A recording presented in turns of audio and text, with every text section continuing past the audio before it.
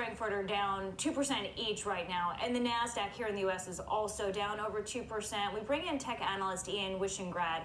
Ian, my question for you is this all Amazon, Alphabet, big tech type of story? If you're somewhat in the tech sector, you're going to get killed today, or is the sell-off something else in addition to these big tech names? Ian? Yeah, hi. Absolutely. I think the tech led the whole market rally, so it's no surprise that when these giants have stumbles, that it's going to take the market with it. I think they're totally the leaders on either side. Ian, we talked about this briefly at the top of the show with you, but I'm glad you came back because our reporter out in LA was talking about these sexual harassment allegations that were revealed at Alphabet, the parent of Google. And, you know, that kind of leads to that broader story of Washington and Silicon Valley. And is Silicon Valley going to be becoming more and more under the thumb of Washington? We know about the EU problems. Talk to Peter about that. But what about the U.S.? And is that a worry for you in general as you get these types of negative, salacious headlines out of a company like Alphabet, which was a surprise to investors on the call?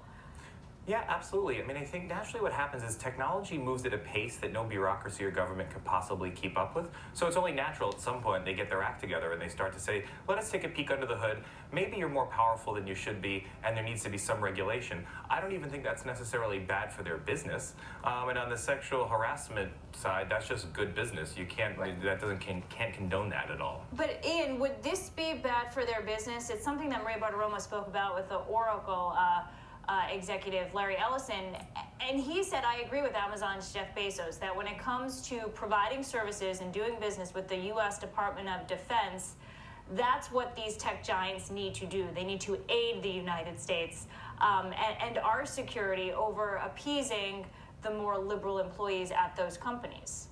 What's your take on that situation? I mean, all of our information goes through these companies. It's not ridiculous to say that you have an incredible environment to be entrepreneurs in this country, and at some point you need to help and be somewhat of a U.S.-based company, or else everyone's just kind of in that global market share. So yeah, I think it would be really helpful. They develop technology usually much faster than our government, so it would only make sense that they would be in some fashion helping the people they serve.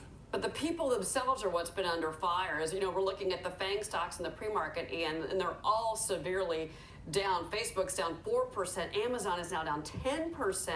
Alphabet parent Google 5.75%. But you know, the bigger story here is these executives. I mean, you had this recent no confidence vote basically against Mark Zuckerberg at Facebook. It didn't go anywhere. But I mean, these are the types of shareholder activist actions that we're really starting to see when it comes to technology companies. In particular, Facebook taking the biggest hit. There are worries about Twitter and the leadership of Twitter considering their problems. I mean, when the faces of these companies themselves come under fire and that becomes a national story, that is bad for business. Yes, I mean, I guess I'm focusing on the long-term actual business of these companies, nothing short-term, and I think that everyone needs some kind of check and balance, as we might see what happens in the midterms even with our president. So I think a fair system of checks and balances helps make the companies healthier in the long run.